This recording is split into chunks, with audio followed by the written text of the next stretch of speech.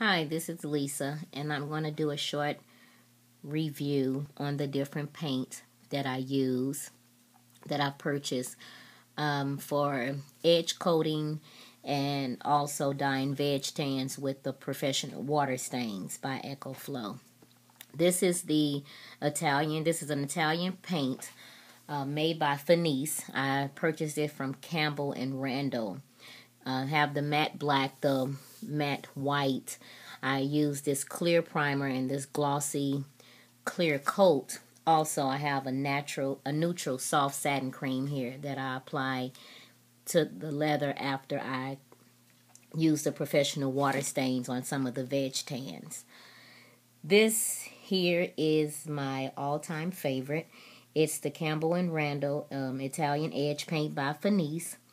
These are called plus paints because they have the glossy plus or a matte plus finish already in the paint. So when you're done applying it to your leather product, you don't have to go behind it and apply a top finish, a finish as far as like a clear coat or something like that to seal the edge, the paint. With these here, I do use my glazing tool. Again, that's this item here.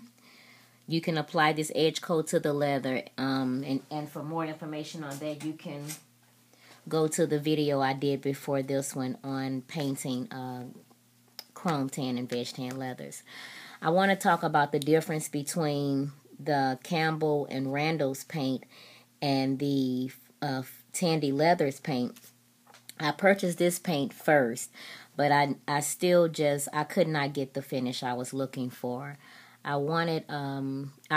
applied 2 or 3 coats and it still dried pretty flat, and it just didn't have the look or the finish I was desiring. I did a lot of research and found Campbell and Randall, and Dave there is just an awesome guy. Very helpful, knowledgeable about his products. Again, the difference is the Campbell and Randall's paint is a heavier and thicker paint, and you can see again the way that it was applied to the leather in the first video. I also use these Professional Water Stains. I absolutely love those. I do get these from Tandy Leather, and I can show you a few items I've dyed, the veg tans.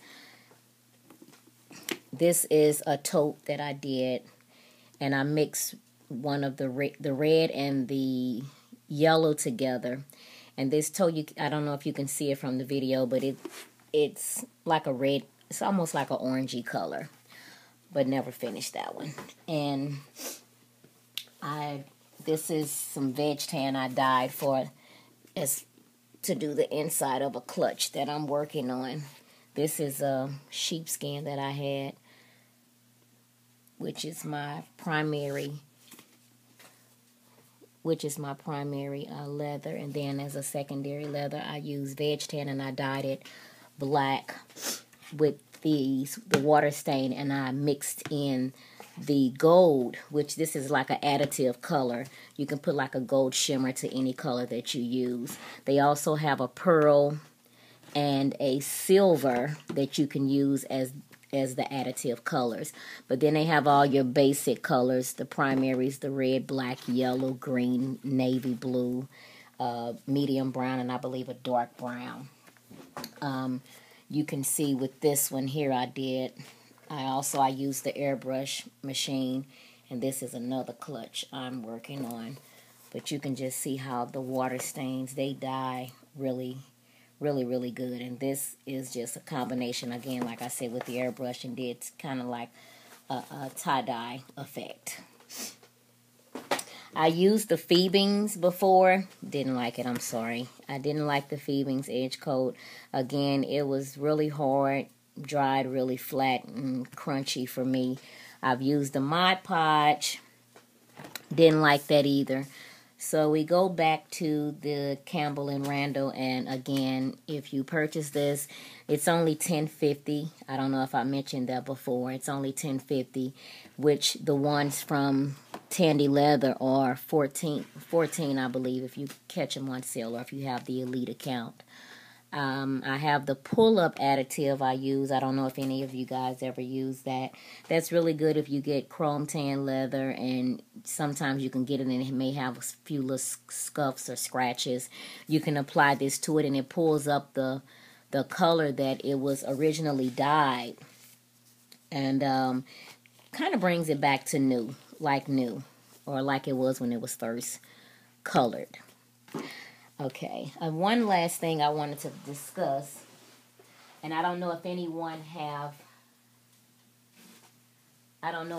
has ever thought of using these, but for those of you who may not, I